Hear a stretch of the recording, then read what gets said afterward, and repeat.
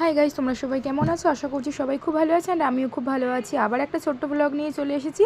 তো সকালবেলা দেখো এখানে চা আর একটা বিস্কিট খেয়ে নিলাম।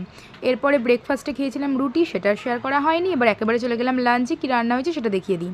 এখানে দেখতেই পেলে ভেন্ডি আলুর তরকারি হয়েছে।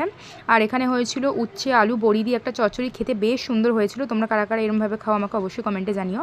আর এখানে ওই যে তেলাপিয়া মাছ এবং পুঁটি মাছ দিয়ে একটা ঝাল মতন বানিয়েছিল। বেশিরভাগই আমরা এই ছোটো মাছই খাওয়া হয় আমাদের বাড়িতে।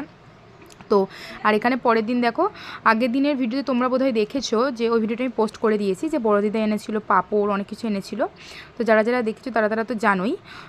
তো সেখান থেকেই এই যে পাঁপড়গুলো ভেজে আজকে খাবো। এই পাঁপড়গুলো কি পাঁপড়, এর নাম জানলে কিন্তু আমাকে কমেন্টে জানিও। তো আমি এর নামটা জানি না, আর এটা কী দিয়ে বানানো হয় সেটাও কিন্তু কমেন্টে জানিও।